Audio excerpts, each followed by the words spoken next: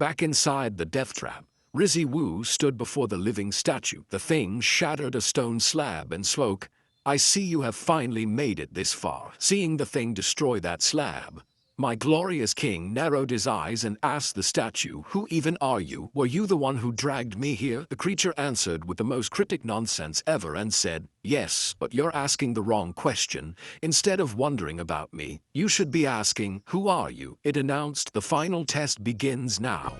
If you're still standing at the end, I'll tell you everything." Then the statue started moving, closing in like they were programmed for violence. Instinct kicked in, and my glorious king reached for his shadow army. But before he could unleash his loyal soldiers, the being snapped its fingers and cut him off and said, "That won't do. This is a test, no cheating allowed." He announced, "Your little minions mean nothing to me. I only care about you." One of the stone statues lunged straight at Rizzy Wu, swinging its massive weapon at him. Before the attack could land, he snatched the sword mid-swing like it was a twig and shattered it with his bare hands. Then, just to be disrespectful, he took one half of the broken blade and yeeted it straight into the statue's face. But the bastard was tough, and it didn't go down. The thing started yanking the shard out of its head, but before it could, Drippy Wu was already airborne. His foot connected with the shard, hammering it deeper into the creature's stone skull and sending it crashing to the ground. Rizzy Wu moved like a shadow, slipping between their strikes.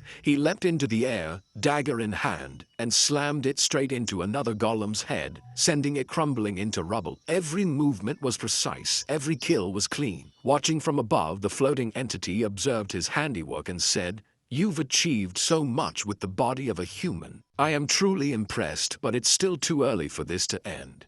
Suddenly a deep rumbling filled the air. The remaining statues stopped as if they too felt the presence of something greater. Slowly Rizzy Wu turned, and there it was, a behemoth of stone towering over even the monstrous figures he'd been fighting. The entity above chuckled darkly and declared, "Now it's time to worship a god."